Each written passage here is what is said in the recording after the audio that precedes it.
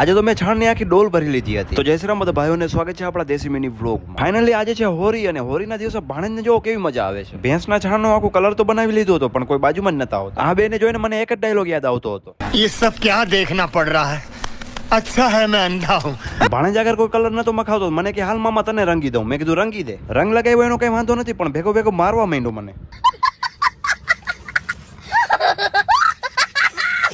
પપ્પાએ ભાણેજને રંગ લગાવ્યો તો ભાણેજ કે देखो अब मैं क्या करता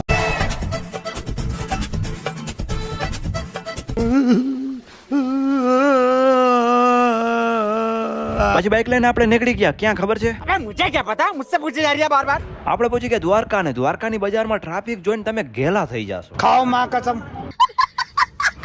દ્વારકા પહોંચો તો 7-8 જણા ભેગા થઈને મને ભૂસી નાખ્યો. એકા અને એકા. આને જોઈને તમને શું યાદ આવે છે? પછી બજારમાં નીકળી ગયા આટો મારવા માટે. પેલા તો મને આને જોઈને એમ થયું આ એલિયન છે. પછી ખબર પડી ભાઈ આ તો ઓઇલ થી ભરાયેલો આખો ઇન્સાન છે. આ ભાઈને જોઈને આપણે જલ્દી ભાગી ગયા. શું કામ ખબર છે? આ ભાઈને જોઈને નહીં, એના હાથમાં પકડેલો કેનિયાને જોઈને. अरे बड़े खतरनाक लोग हैं.